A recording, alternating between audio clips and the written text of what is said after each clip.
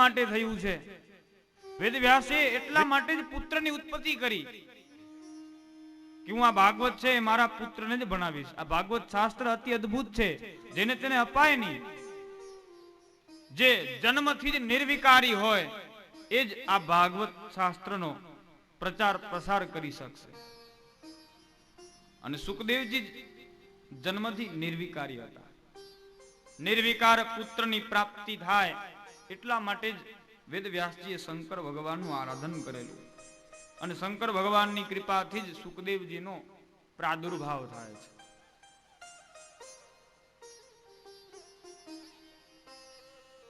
પણ જેના માટે સુખદેવજીનું અવતરણ થયું એ કાર્ય તો થતું નથી.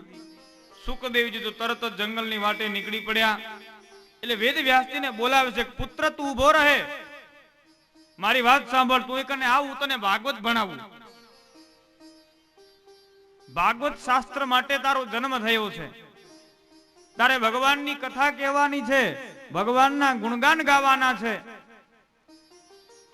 પણ સુખદેવજી તે સમયે ભગવાનના ભજનમાં લીન હોવાના કારણે પોતાના પિતા વ્યાસજીનો અવાજ છે એ સાંભળતા નથી અને જંગલમાં નીકળી ગયા ભગવાનનું ભજન કરવા માટે.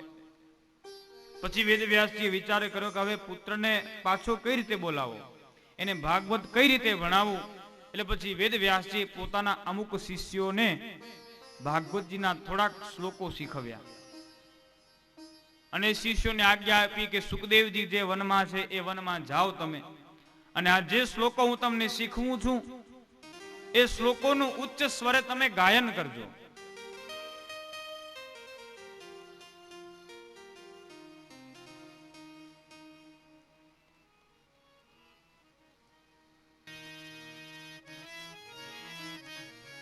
વેદવ્યાસજીએ પોતાના શિષ્યોને ભાગવતના રત્ન કણિકા સમાન સુંદર સુંદર શ્લોકો શીખવ્યા છે. પછી શિષ્યો બધાએ વનમાં કોઈ સમિધ લેવા માટે આવે, કોઈ ગાયો ચરાવવા માટે આવે અને પોતાનું એક કાર્ય કરતા કરતા ભાગવતજીના શ્લોકો ગાય છે. સુખદેવજી પણ એ વનમાં છે, આંખો બંધ કરી અને નિર્ગુણ બ્રહ્મની ઉપાસના કરે. તે જ સમયે વેદવ્યાસજીના શિષ્યોએ જંગલમાં આવી અને એક શ્લોક ગાયો છે. બરહા પીડમ નટવર વપુઃ કર્ણયો કર્ણિકારમ બિભ્રદવાસઃ કનક કપિસમ વેજયંતીમ ચ માલામ રંઘ્રાન વેણુરધર સુધયા પૂરયન ગોપવૃંદે વૃંદારણ્યમ સ્વપદરમણમ પ્રાવિશદ્ગીત કીર્તિ.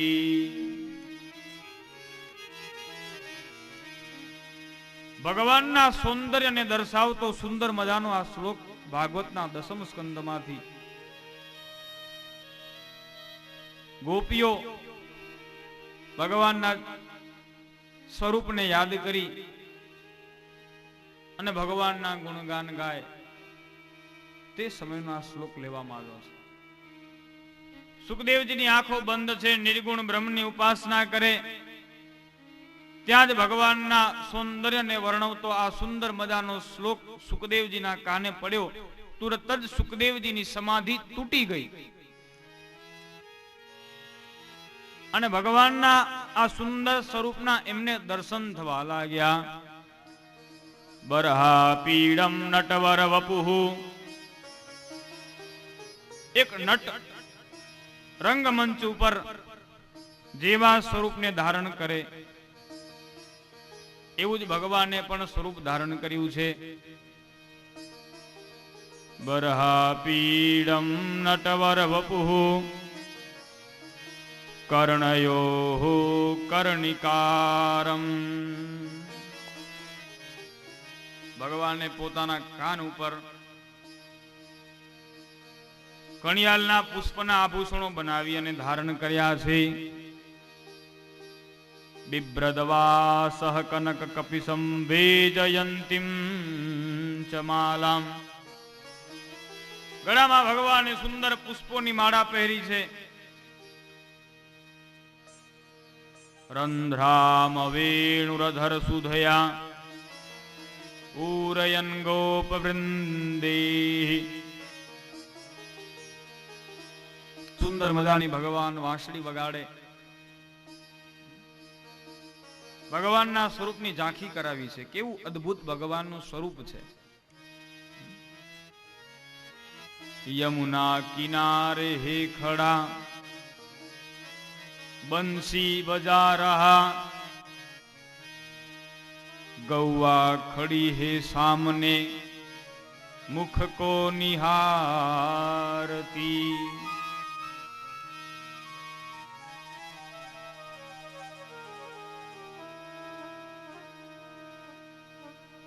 યમુનાના કિનારે ભગવાન પગની આ માટી વાળી અને ઉભા છે. હાથમાં ભગવાને વાંસળી ધારણ કરી છે.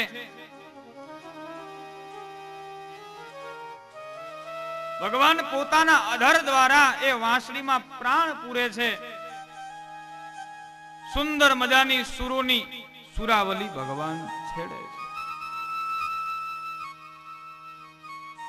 યમુના કિનારે ઉભા ઉભા ભગવાન એવી સુંદર મજાની વાંસળી વગાડે કે એ વાંસળીના સૂરને સાંભળતાની સાથે જ બધા જ મંત્ર મુગ્ધ બની જાય છે. ગાયો ઘાસ ચરવાનું છોડી દે અને એકી ટસે ભગવાનની સામું જોઈ અને ભગવાનની વાંસળીના મધુર મધુર સૂરને સાંભળે છે.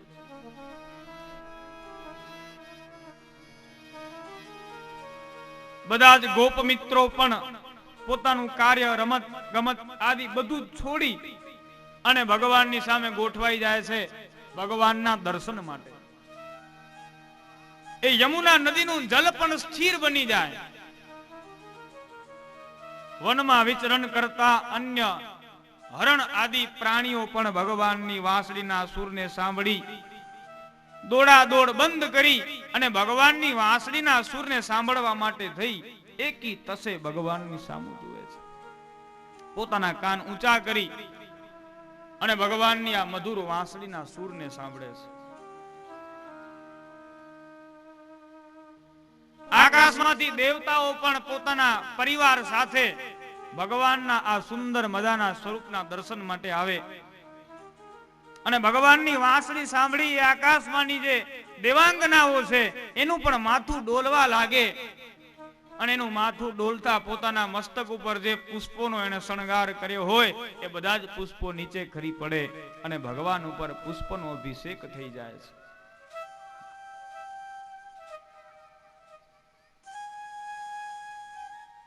વાછરડાઓ પણ દૂધ પીવાનું બંધ કરી અને ભગવાનના દર્શન માટે, વાંસળીના સૂર સાંભળવા માટે ભગવાનની સામે આવી અને બિરાજમાન થઈ જાય છે. કર્ષયતિ ઇતિ કૃષ્ણ, જે આપણને બધાને એની તરફ ખેંચે છે, આકર્ષે છે. ભગવાનનું સ્વરૂપ અતિ આકર્ષિત છે. એક વખત ભાવપૂર્ણ દ્રષ્ટિથી જીવ ભગવાનની સામું જુએ એટલે પછી એમાં એ આકર્ષાઈ જાય છે. એને પછી બાંકે બિહારી સિવાય બીજું કંઈ દેખાતું નથી. એ ભગવાનમાં જ તન્મય થઈ જાય છે.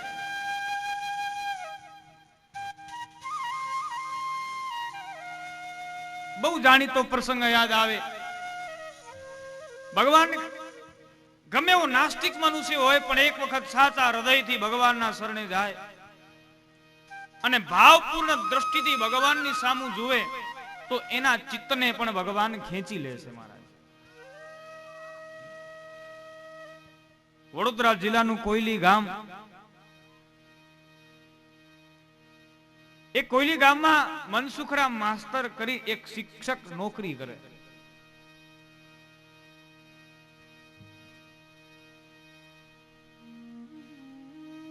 મનસુખરામ માસ્તર પોતે શિક્ષક, એમનો સ્વભાવ ખૂબ ક્રોધી. પોતે એકદમ નાસ્તિક. કોઈ ભગવાનની ભક્તિ કરે, દેવ દર્શન માટે જાય તો એ પણ મનસુખરામ માસ્ટરને ગમે નહીં. પોતે ભક્તિ ન કરે પણ બીજા ભક્તિ કરે એ જોઈને પણ મનસુખરામ માસ્ટર પોતાના જીવને બાળ્યા કરે કે આ લોકો સાવ ખોટું કરે છે.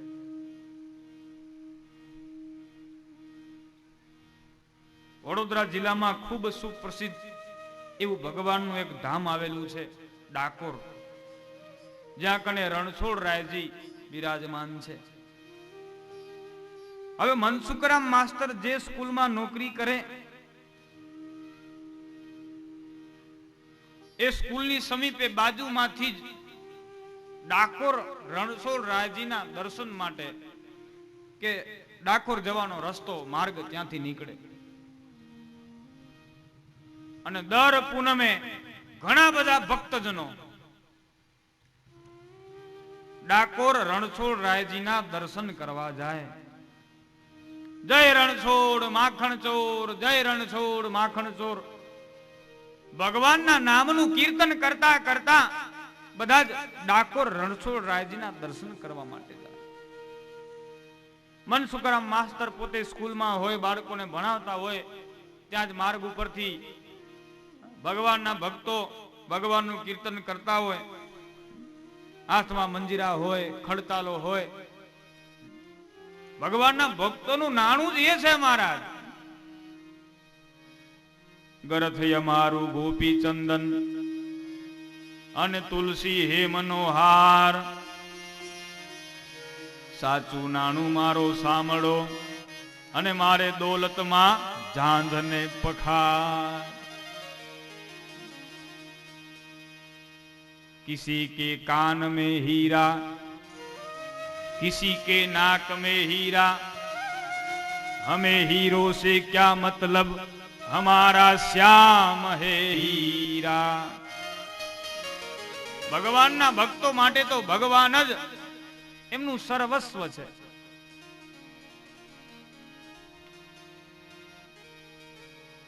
ભગવાનનું નામ સાંભળતાની સાથે જ એમના ભક્તો છે એ પાગલ બની જાય. પોતાના દેહનું પણ એમને ભાન રહેતું નથી, કીર્તનમાં મગ્ન બને. તો આ રીતે કીર્તનમાં મગ્ન બની ભગવાનનું સ્મરણ કરતા કરતા યાત્રિકો ડાકોર રણછોડ રાયજીના દર્શન કરવા માટે જાય. દર પૂનમે આ રીતે સંઘ ડાકોર જાય અને આ સંઘને ડાકોર જતો જોઈ અને મનસુખરામ માસ્ટર પોતાનો જીવ બાળ્યા કરે. એક વખત આ જ રીતે પૂનમ આવી, મનસુખરામ માસ્ટર આ વખતે સ્કૂલની બહારે ઉભા હતા અને ડાકોર રણછોડ રાયજીના દર્શન માટે સંઘ ગામમાંથી રવાનો થયો અને એ સંઘ સ્કૂલની સમીપે પહોંચ્યો. એટલે એક વ્યક્તિએ મનસુખરામ માસ્ટરને ઉદ્દેશીને કહ્યું કે મનસુખરામ, હાલો ડાકોર રણછોડ રાયજીના દર્શન કરવા માટે. મનસુખરામ માસ્ટર એકદમ નાસ્તિક, પાછા સ્વભાવના ક્રોધી. આમે કોઈ ડાકોર જતું તો એમને ગમતું નતું. ત્યાં કોઈ કે મજાક કરવાના ભાવથી મનસુખરામજીને કહી દીધું કે હાલો ડાકોર દર્શન કરવા. એટલે મનસુખરામ માસ્ટર તો ખારા ઝેર થઈ ગયા. ડાકોરમાં શું છે તે આવે ત્યાં કને, આવું કીધું મનસુખરામ માસ્ટરે. શું કરું ત્યાં આવીને હું? શું છે ડાકોરમાં?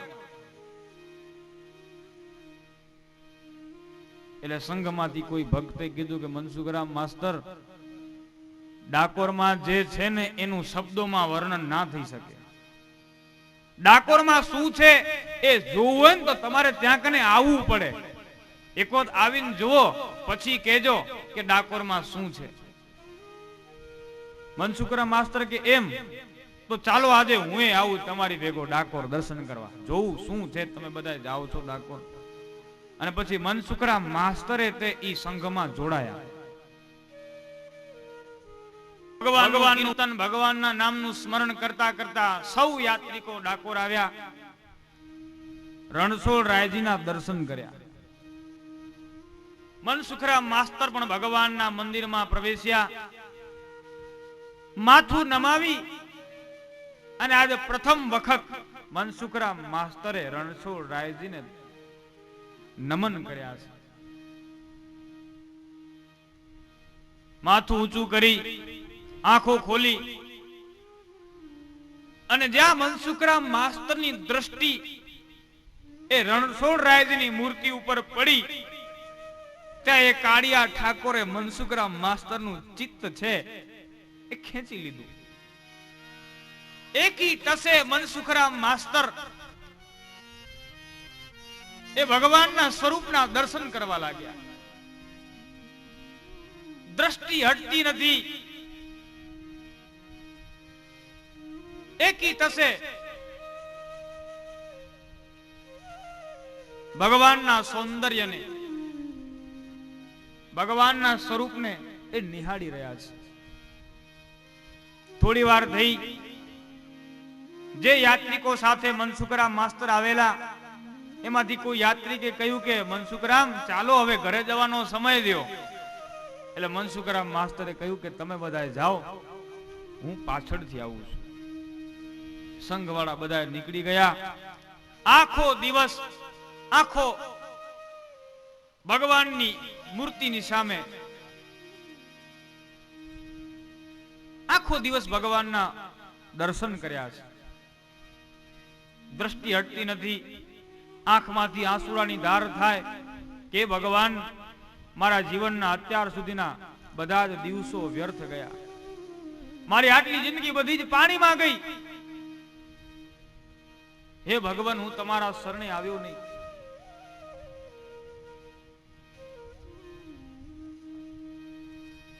આખો દિવસ વીતી ગયો. સાંજ પડી. ઠાકોરજીના મંદિરમાં સંધ્યા આરતી થઈ.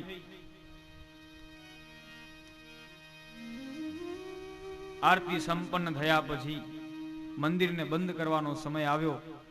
એટલે મંદિરના પૂજારીએ મનસુખરામ માસ્તરને કીધું, ભાઈ હવે મંદિર બંધ કરવાનો સમય આવ્યો, તમે જાઓ અહીંથી, અમારે હવે મંદિર બંધ કરવું છે.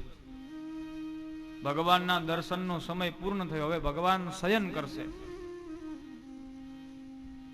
મનસુખરામ માસ્તર ભગવાનને પગે લાગ્યા છે અને કહ્યું છે કે હે ભગવાન, અત્યાર સુધી તો મેં તારી ભક્તિ કરી નહીં, હું તમારા શરણે આવ્યો નહીં. જાગ્યા ત્યારથી સવાર આજથી હું સંકલ્પ લઉં છું કે દર પૂનમે અહીં કને તમારા દર્શન કરવા માટે આવીશ.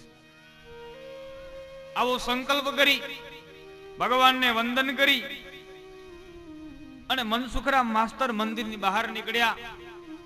મંદિરની બહાર આવી એક દુકાનમાં એમણે જોયું તો રણછોડ રાયજીનો ખૂબ સુંદર એવો એક ફોટો હતો. મનસુખરામ માસ્તરને ફોટો બહુ ગમી ગયો. ભગવાને એમનું ચિત્ત એવું ખેંચેલું કે હવે ભગવાનના દર્શન વિના જરા પણ ચાલે એમ નથી. ઘરે પણ રણછોડરાયજીના દર્શન થાય, સ્કૂલમાં પણ રણછોડરાયજીના દર્શન થાય, આમ વિચારી અને મનસુખરામ માસ્તરે ઈ ફોટાને લીધો છે. ફોટો લઈ સંકલ્પ કર્યો કે દર પૂનમે ડાકોર દર્શન કરવા આવીશ. અને પછી મનસુખરામ માસ્તર પોતાના ઘરે આવ્યા છે. હવે મનસુખરામ માસ્તરનું સંપૂર્ણતઃ જીવન છે, જીવન બદલાઈ ગયું. પેલાના જે ક્રોધી અને નાસ્તિક મનસુખરામ માસ્તર હતા એ હવે એકદમ સાત્વિક થઈ ગયા છે.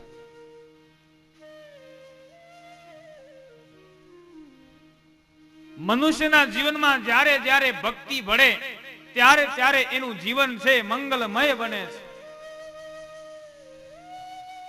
કંઈક સત્કાર્ય કરો અને પછી તમારા જીવનમાં ફેરફાર ન થાય તો સમજી લો સત્કાર્ય વ્યર્થ ગયું.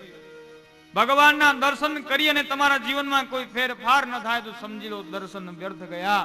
અને ભગવાનની કથા સાંભળ્યા પછી તમારા જીવનમાં કોઈ ફેરફાર ન થાય, સમજો વ્યર્થ છે.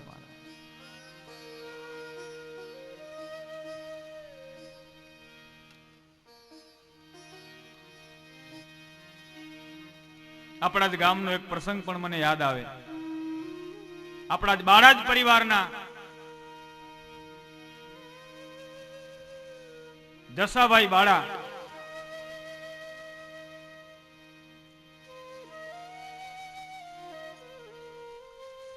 પોતે ખૂબ સત્સંગી, અને પરાંબા ભગવતી જસુમાની કૃપાથી કે એમના આશીર્વાદથી એમનો જન્મ થયેલો.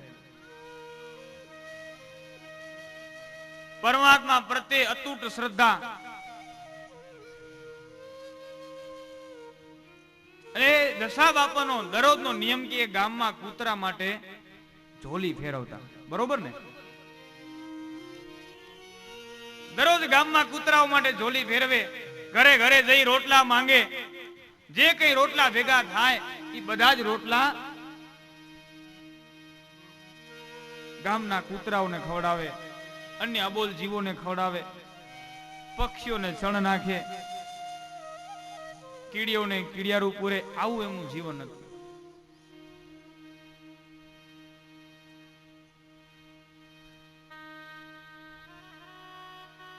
ધીરે ધીરે દિવસો વીતવા લાગ્યા.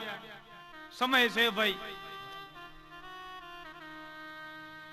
એમની ઉંમરથી વૃદ્ધાવસ્થા આવી, બીમાર પડ્યા, અંતિમ અવસ્થા આવી.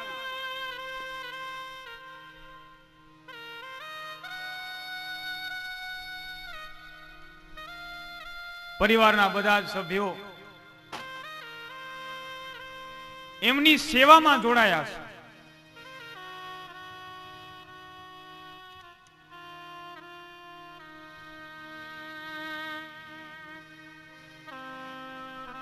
અંતિમ સમયે બધા પુણ્ય આપે. માણસના જીવનનો અંતિમ સમય છે ને બહુ વસમો છે.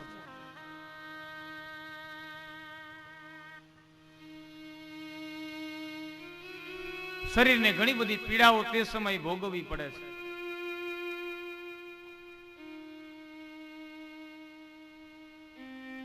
પરિવારના સભ્યો પુણ્ય આપે કે હવે આપના જીવને આપ ગતે કરો, પણ તે છતાંય દેહ છૂટતો નથી.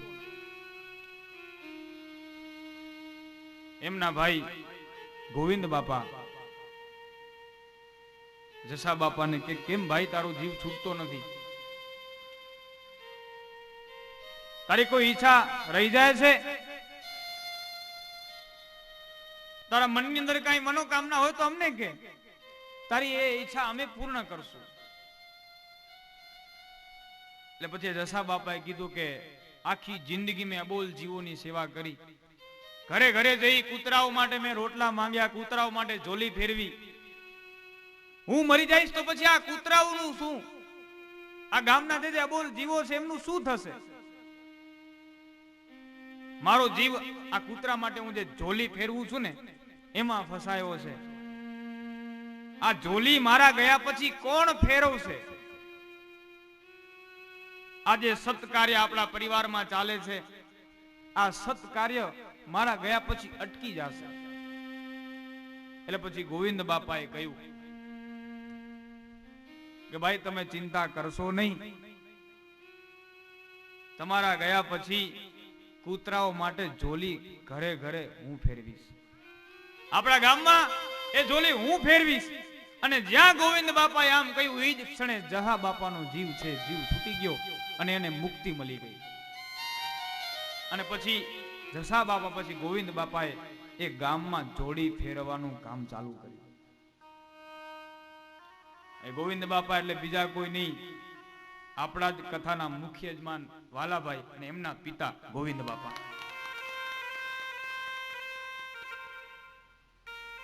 જન્માંતરમ ભવેદ પુણ્યમ તદા ભાગવતમ લભેત. એમના એમ આપણા ઘરે ભગવાનના માંડવા નથી રોપાતા વાલા.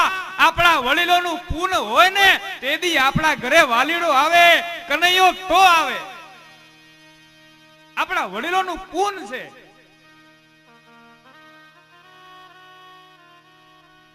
ત્યારે આપણા ઘરે આજ ભગવાનનો માંડવો રોપાણો છે. બાકી જેના પિતૃ અવગતે ગયા હોય ને એને ત્યાં કોઈ દી ભાગવત કથા ન થાય.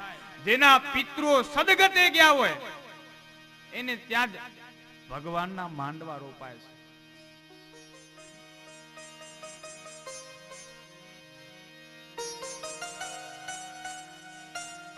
અને એ કહે છે કે ગોવિંદ બાપાએ આ કૂતરા માટે ઝોલી ફેરવવાની શરૂઆત કરી. એમના પહેલા ગોવિંદ બાપાનો સ્વભાવ બહુ ક્રોધી હતો, મગજના પોતે બહુ આકરા હતા. પણ જ્યારથી આ સત્કાર્ય ચાલુ કર્યું એટલે એમનું જીવન પણ એકદમ નિર્મલ બની ગયું. સત્કાર્ય કરો, તમારું જીવન નિર્મલ બને છે મહારાજ.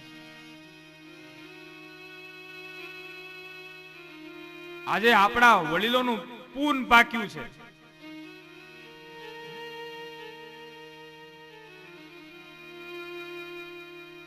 મનસુખરામ માસ્ટરનું જીવન પણ નિર્મલ બન્યું, અત્યંત શાંત અને ભગવત ભક્ત મનસુખરામ માસ્ટર બની ગયા છે.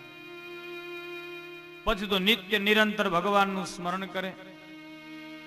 પોતે ડાકોરથી જે રણછોડરાયજીનો ફોટો લાવ્યા, એ ફોટાને સ્કૂલની અંદર ટીંગાડ્યો, જેથી કરી નિત્ય ભગવાનના દર્શન થાય. અને પછી મનસુખરામ માસ્ટરે ભગવાનની ભક્તિની શરૂઆત કરી. આખું જીવન બદલાઈ ગયું. બાળકો બધા સ્કૂલમાં આવે, મનસુખરામ માસ્ટર બાળકોને ધૂન ગવડાવે, ભગવાનનું ભજન શીખવે, ભગવાનની ભક્તિ શીખવે. અને સાચો પાઠ એ છે મહારાજ,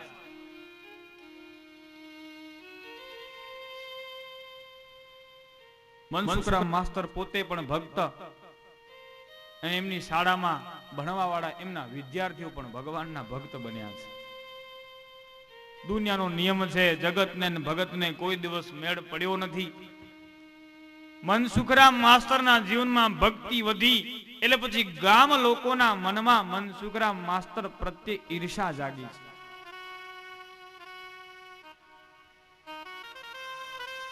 બધા વિચાર કરે, ઘરે રહ્યા મનસુખરામ માસ્ટર તો હવે બહુ કરી,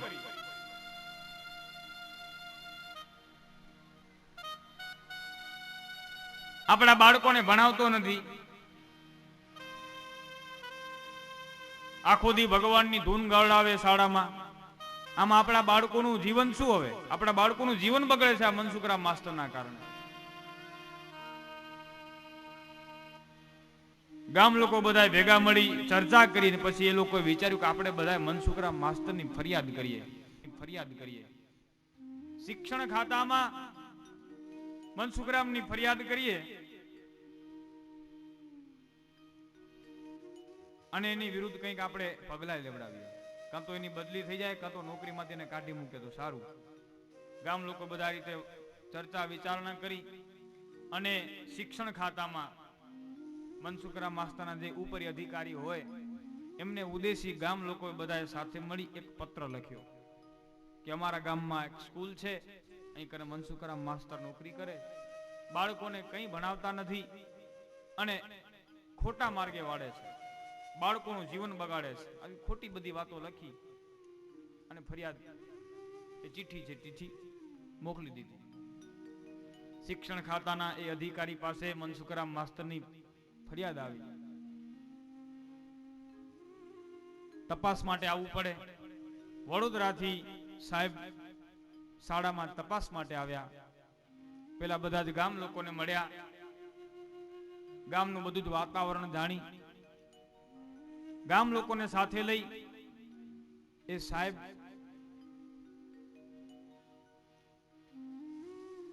સ્કૂલમાં આવ્યા છે. સ્કૂલ પાસે આવીને મનસુખરામ માસ્ટર સ્કૂલમાં બાળકોને ધૂન ગવડાવે છે. ઓ વિશ્વાસુ ના વિશ્વાસુ, મારા કોણ સુકાવે આંસુ.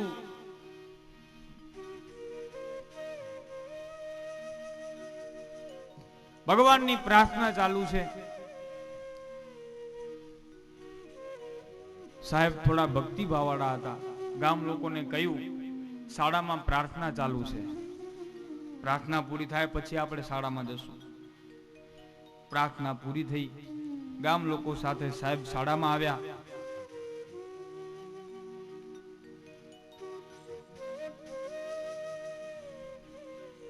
ભગવાનના નામ સ્મરણના પ્રતાપે શાળાનું વાતાવરણ અતિ દિવ્ય બનેલું.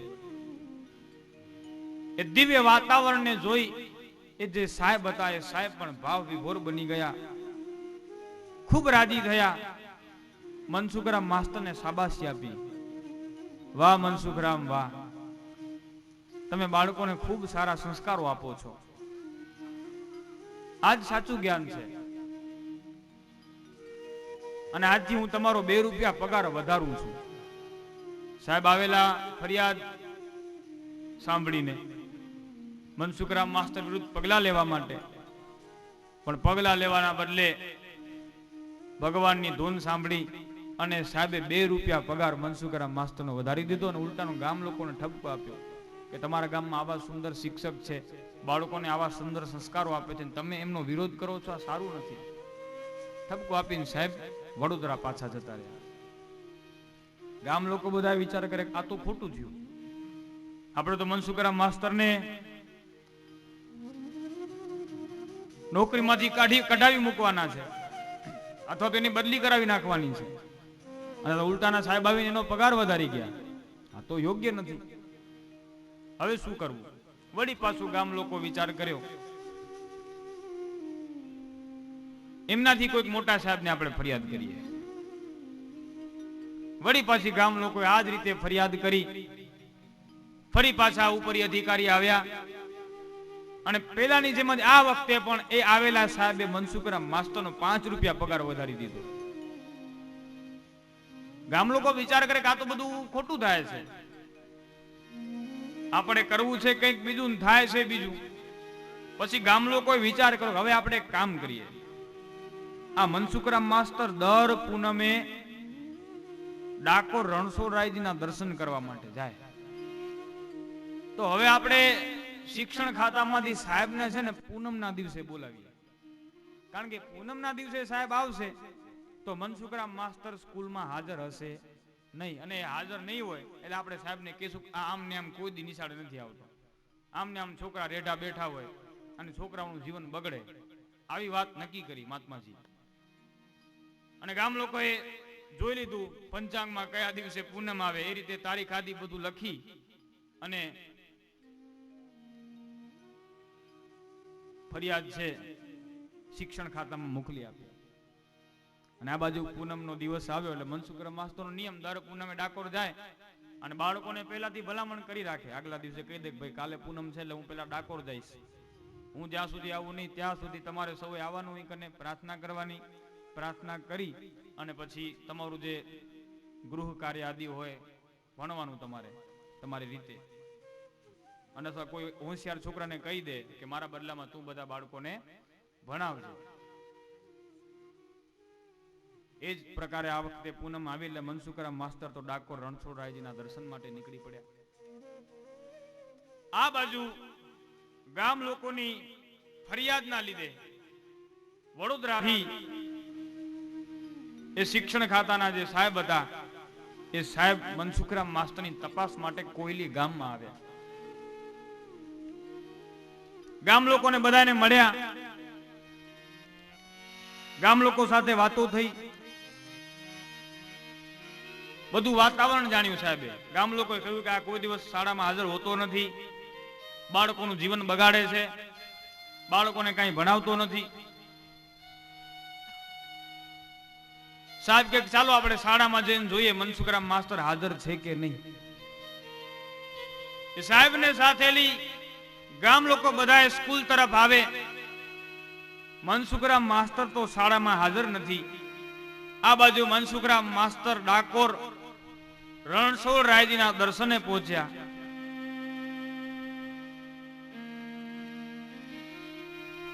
અને આ બાજુ સાહેબ ગામ લોકોને સાથે લઈ શાળાએ પહોંચ્યા. એ સાહેબ જેવા શાળાની અંદર પ્રવેશે ત્યાં જ ભગવાને પોતાના ભક્તનું કલ્યાણ કરવા માટે થઈ લીલા આદરી.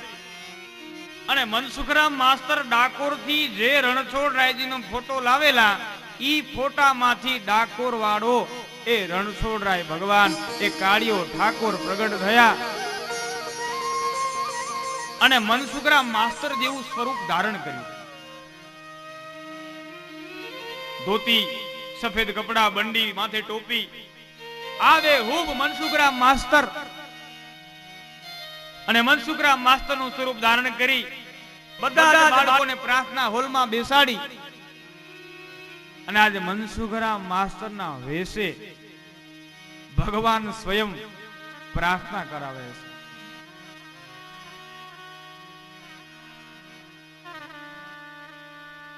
તપાસ માટે આવેલા સાહેબે પ્રાર્થનાનો અવાજ સાંભળ્યો. ગામ લોકોને કહ્યું, ઉભા રહો, અંદર પ્રાર્થના ચાલુ છે. પ્રાર્થનાનો એટલો મધુર ગુંજારવ થતો હતો, એ બધાને મંત્ર મુગ્ધ કરી દેનારો હતો. ક્યાં સામાન્ય મનસુખરામ માસ્ટર ભગવાનની પ્રાર્થનાની ધૂન ગવડાવતા હોય, અને ક્યાં જ અખિલ બ્રહ્માંડનો માલિક એ પરમ પિતા પરમેશ્વર મનસુખરામ માસ્ટરના સ્વરૂપે ભગવાનની ધૂન ગવડાવતો હોય.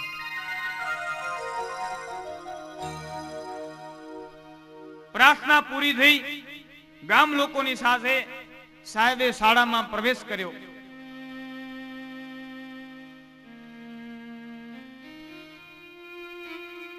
સાહેબે તરત જ મનસુખરામ માસ્ટરની, જો કે ભગવાન છે મનસુખરામ માસ્ટરના સ્વરૂપ, એમની પીઠ થાબડી છે, શાબાશી આપી. વાહ મનસુખરામ વાહ, કેવી સુંદર પ્રાર્થના કરાવો છો. આજથી હું તમારો 10 રૂપિયા પગાર વધારું છું. એટલે ગામ લોકો બધા સાહેબને રોકે, અરે અરે સાહેબ, જે સાહેબ તપાસ માટે આવીને બધા આમને આમ પગાર વધારીને જતા રહે છે, પ્રાર્થના સાંભળીને, ધૂન સાંભળીને. તમે બાળકોને કંઈક પ્રશ્નો પૂછો, થોડીક કસોટી લો, પછી નક્કી કરો આનો પગાર વધારવો કે આને નોકરીમાંથી કાઢી મૂકવો. ગામ લોકોએ આગ્રહ કર્યો, એટલે પછી સાહેબે બાળકોને થોડાક પ્રશ્નો પૂછ્યા છે. બાળકોએ બધાએ સુંદર સાચે સાચા બધા જ પ્રશ્નોના જવાબો આપી દીધા. ગામ લોકો કે આ તો તમે બધા સેલા પ્રશ્નો પૂછો છો એટલે બાળકો જવાબ આપે, થોડાક અઘરા પ્રશ્ન કરો. એટલે પછી સાહેબે 7મા ધોરણનો પ્રશ્ન 4થા ધોરણના બાળકને પૂછ્યો તો એનો બાળકે જવાબ સાચો આપી દીધો. પછી એ સાહેબ બાળકોને ભૂલ ખવડાવવા માટે અવડા હવડા કરીને પ્રશ્નો પૂછવા લાગ્યા કે ભગવાન રામે જ્યારે કંસને માર્યો ત્યારે રાત હતી કે દિવસ? અવડો અવડો કરીને પ્રશ્ન પૂછ્યો. છેલ્લી બેન્ચ ઉપરથી છેલ્લી પાટલી ઉપરથી એક બાળકને ઉભો કર્યો, પૂછ્યું, બોલ બેટા, ભગવાન રામે જ્યારે કંસને માર્યો ત્યારે રાત હતી કે દિવસ હતો? બાળક બિચારો નાનો મૂંઝાઈ ગયો, કઈ જવાબ આપી શકતો નથી. સાહેબ સામું જોવે ત્યાં જ મનસુખરામ માસ્ટરના સ્વરૂપે ભગવાન એની પાસે આવ્યા અને બાળકના હોઠને પોતાની ટચલી આંગળીનો સ્પર્શ કરાવ્યો. ત્યાં તો એ બાળકને બ્રહ્મ જ્ઞાન પ્રાપ્ત થઈ ગયું અને બાળકે જવાબ આપી દીધો, સાહેબ તમે ભૂલ્યા, રામે કંસને નહીં, રામે તો રાવણને માર્યો હતો અને કંસને ભગવાન કૃષ્ણે મારેલો. બધાએ જવાબો સાચા આપી દીધા. સાહેબ બહુ રાજી થયા અને એ જ ટાણે મનસુખરામ માસ્ટરનો 10 રૂપિયા પગાર વધારી દીધો અને ગામ લોકોને ઠપકો આપ્યો કે તમારામાં કઈ શરમ જેવું છે કે નહીં? આવા સંસ્કારી શિક્ષક, આવા સંસ્કારી બધા જ બાળકો, અને તમે એમનો વિરોધ કરો છો, સારું નથી. ગામ લોકોને બધાને ઠપકો આપી અને સાહેબ છે સાહેબ વડોદરા જવા માટે રવાના થાય. એ કોયલી ગામના બસ સ્ટેશને આવીને ઉભા રહ્યા. એ જ ટાણે ડાકોર થી રણછોડરાયના દર્શન કરી અને મનસુખરામ માસ્ટર પાછા કોયલી ગામમાં આવ્યા. પોતે બસ થી નીચે ઉતર્યા, વાહન થી નીચે ઉતર્યા અને સામે જોયું તો સામે સાહેબ આવેલા છે. મનસુખરામ માસ્ટર ગભરાઈ ગયા. એમને થયું કે આજે મારી નોકરી ગઈ, આજે સાહેબ તપાસ માટે આવેલા હશે, હું શાળામાં હાજર હોઈશ નહીં.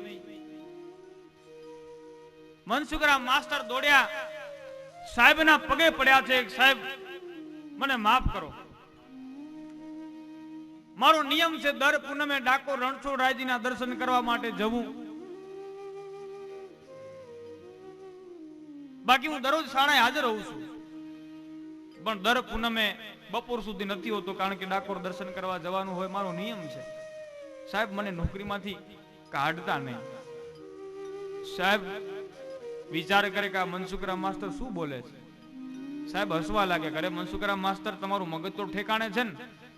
મનસુખરામ માસ્ટર કે કેમ? હવે હમણાં 15-20 મિનિટ પહેલા આપણે ભેગા થયા, શાળામાં તમે બાળકોને ભણાવતા હતા, હું શાળામાં આવેલો, મેં બધા બાળકોને પ્રશ્ન પૂછ્યા, તમારી સાથે પણ ચર્ચા વિચારણા કરી, આપણે ભેગા બેસીને ચા પીધી અને તમે કહો છો કે હું ડાકોર હતો. મનસુખરામ માસ્ટર કે સાહેબ સાચે હું ડાકોર હતો, હું શાળામાં હાજર નહોતો. સાહેબ કે અરે ભાઈ આપણે હું કઈ ખોટું બોલતો હોય સાહેબ કે અરે પણ હું હતો જ નહીં મનસુખરામ માસ્તર કે ગામ લોકો બધાને પૂછા કરી સાચું કયો ભાઈ હું તો ડાકોર જાઉં છું, હું શાળામાં ધરો તો ગામ લોકો બધા પણ હા પડી. અરે મનસુખરામ માસ્તર હમણાં તો તમે સ્કૂલમાં હતા, હમણાં તો તમે શાળામાં હતા અને આવું ખોટું કામ બોલો.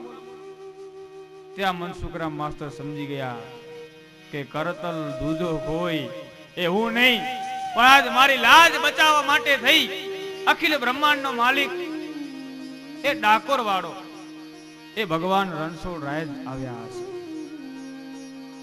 મનસુખરામ માસ્તર વિચાર કરે મારા જેવા એક પાપી માણસ માટે થઈ, એક ક્રોધી નાસ્તિક માણસ માટે થઈ અને પરમાત્માને તકલીફ બેઠવી પડે, મારા માટે દિન કોકની ચાકરી કરવી પડે, નોકરી કરવી પડે.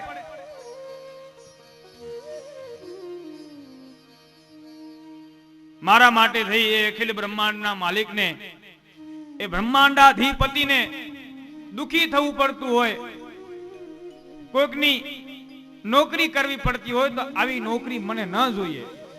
અને એ જ ક્ષણે એ જ જગ્યાએ મનસુખરામ માસ્તરે પોતાની નોકરીમાંથી રાજીનામું આપ્યું. આ નોકરી મને ન જોઈએ. નોકરી તો છોડી સાથે સાથે મનસુખરામ માસ્તરે સંસાર છોડી દીધો અને ભગવો ભેખ લઈ લીધો અને ઘર પરિવાર બધું છોડી દીધું અને ભગવાનની ભક્તિમાં લાગી ગયા, ભગવાનના ભજનમાં લાગી ગયા.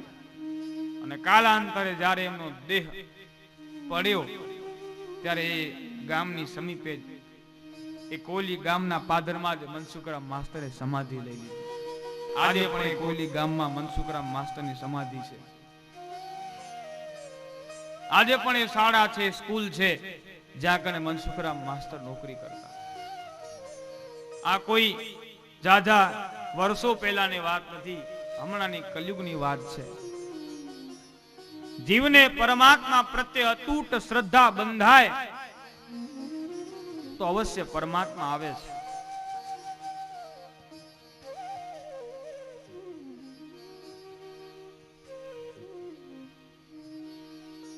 ભગવાન નિત્ય નિરંતર પોતાના ભક્તોના કલ્યાણ માટે થઈ અને વિદ્યમાન છે. ભગવાન ચૈતન્યવંતા છે. જ્યારે જ્યારે એમના ભક્તોને જરૂર પડે ત્યારે ત્યારે એ પરમાત્મા એ જગ્યાએ ઉપસ્થિત થઈ જાય છે. ભગવાને કેવલ નરસિંહ મહેતાના જ કામ કર્યા એટલું નહીં, ભગવાન આજે પણ આપણા કેટલા બધા કામ કરી આપે છે.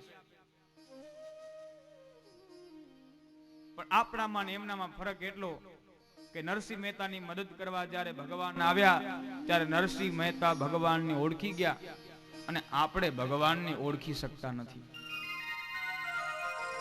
બાકી આજે પણ ભગવાન આવે મારા.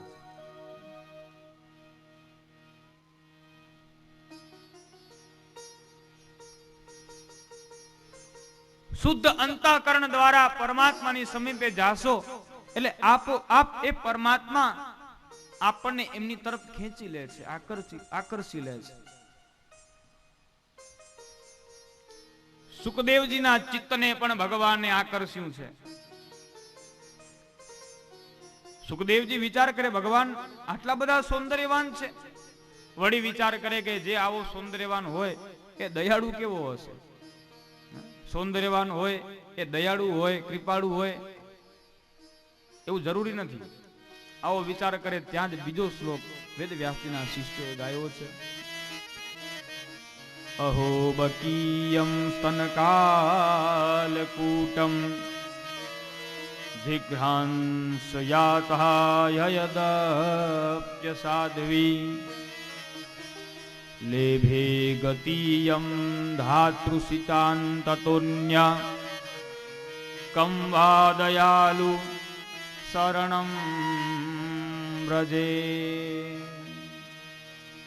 ભગવાન દયાળુ કેટલા છે, ભગવાનનો સ્વભાવ કેટલો ઉદાર છે. તો અહો બકીયમ સ્તનકાલકૂટમ, બકી માને પૂતના રાક્ષસી પોતાના સ્તન ઉપર કાલકૂટ નામનું ઝેર લગાવી ભગવાનને મારવા માટે આવી છે. તો એ પૂતનાને ભગવાને કેવી ગતિ આપી? જે ગતિ માં યશોદાને મળે એ જ ગતિ ભગવાને પૂતનાને આપી દીધી. આનાથી વધારે મોટો દયાળુ બીજો કોણ હોય? કંવા દયાલુ શરણમ વ્રજે. શ્લોકો સાંભળી સુખદેવજી તો ભગવાન શ્રી બાલકૃષ્ણના દીવાના બની ગયા. એ શિષ્યોને બોલાવ્યા છે, પૂછા કરી તમે આ શ્લોકો કોની પાસેથી શીખ્યા? બોલે મારા ગુરુ મહારાજ પાસેથી. મને પણ શીખવો ને. જેટલા શ્લોકો શિષ્યોને આવડતા હતા એટલા શ્લોકો સુખદેવજી એમની પાસેથી શીખ્યા. બોલે મને હજી વધારે શ્લોકો શીખવા છે. શિષ્યો કહે વધારે શ્લોકો તો મારા ગુરુજી પાસે છે. આવા એક શ્લોકની પણ 18,000 શ્લોકો છે પૂરેપૂરા. સુખદેવજી કે મારે શીખવા છે. બોલે તો અમારા ગુરુજી પાસે આવવું પડે. તમારા ગુરુજી કોણ?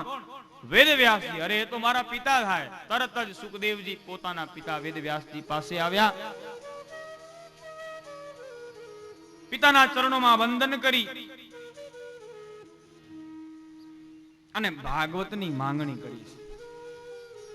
અને પછી વેદવ્યાસજીએ પોતાના પુત્ર સુખદેવજીને શ્રીમદ ભાગવતનું જ્ઞાન આપ્યું છે. આ જ સાચો વારસો છે. પોતાના સંતાનોને જો કંઈ વારસામાં આપવું હોય ને તો સંસ્કારો આપજો. બાકી ધન સંપત્તિ રૂપિયા એ કંઈ કાયમ ટકવાના નથી. સારા વિચારો આપશો, સંસ્કારો આપશો તો એના દ્વારા સ્વયં એનું તો કલ્યાણ થશે, પણ સાથે સાથે આપના નામને પણ એ ઉજાગર કરશે.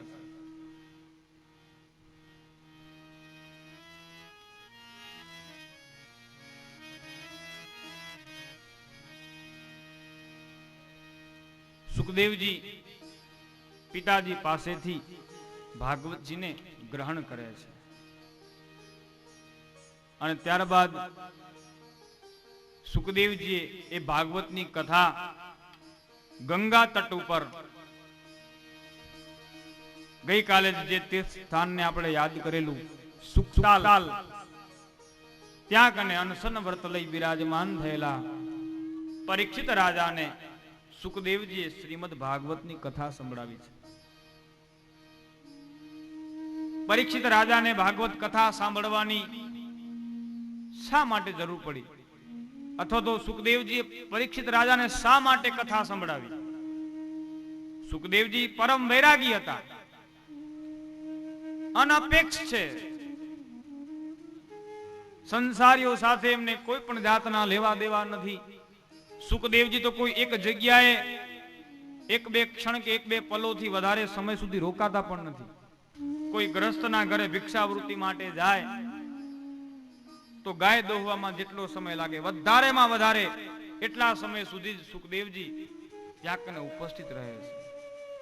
બાકી સાધુ જનો તો નિરંતર ચરે વેતી જગતના કલ્યાણ માટે થઈ અને વિચરણ જ કરે છે. અતિ અદ્ભુત કથા છે. આજે આપણી કથાનો દ્વિતીય દિવસ.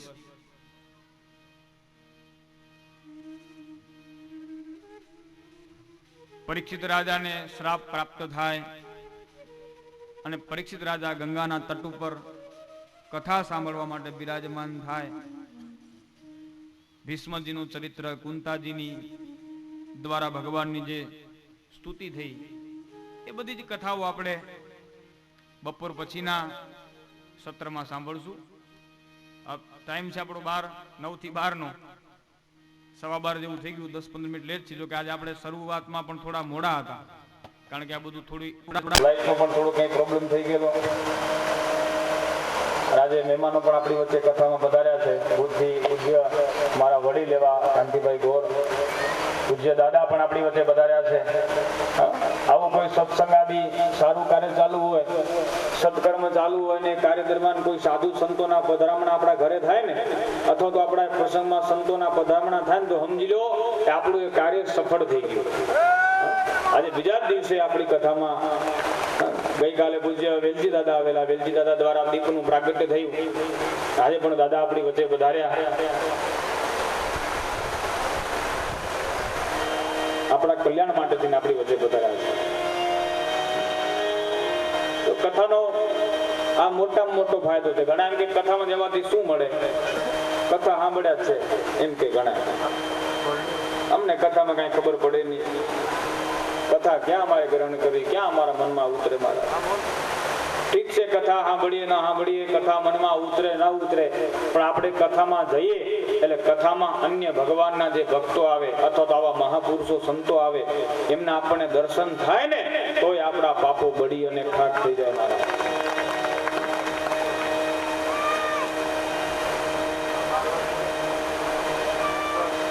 ભગવાનના દાસત્વ કરતા ભગવાનના દાસોનું દાસત્વ અધિક પુણ્યશાળી કહ્યું. અને એટલે જ ભાગવતમાં વૃત્તરાસુરે કહ્યું છે, અહમ હરે તવ પાદેક મૂલો દાસાનુ દાસો ભવિતાસ્મિ ભૂયઃ.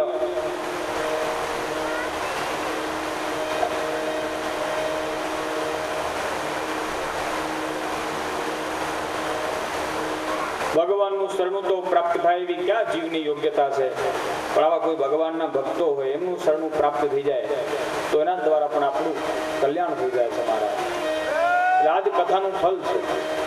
તો અત્યારની કથાને આપણે વિરામ આપીએ, થોડીક ક્ષણો ભગવાનના નામનું સ્મરણ કરીએ અને ગણેશભાઈ ઝડપથી વધારે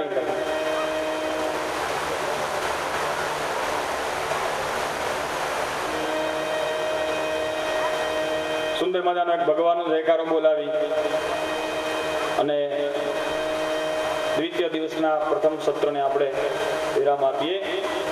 બોલી ભક્ત વત્સલ ભગવાન કી જય. હરે રામ હરે કૃષ્ણ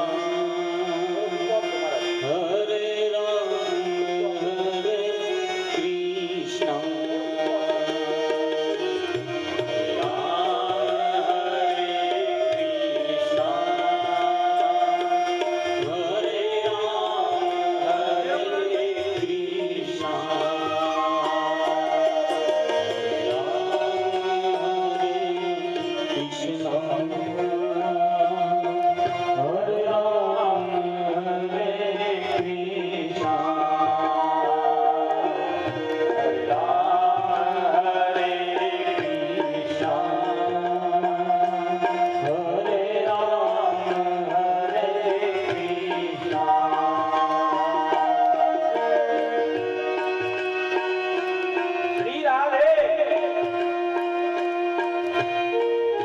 ભગવાનના નામ સ્મરણનો ખૂબ મહિમા છે. કથાનો આરંભ થાય ત્યારે પણ ભગવાનના નામનું સ્મરણ કરવું જોઈએ અને કથા જ્યારે વિરામ થતી હોય તે સમયમાં ભગવાનના નામનું સ્મરણ કરવું જોઈએ. જેથી કરી આપણી બુદ્ધિ આપણું મન નિરંતર પ્રભુ તરફ કે પ્રભુ પ્રત્યે જોડાયેલું રહે.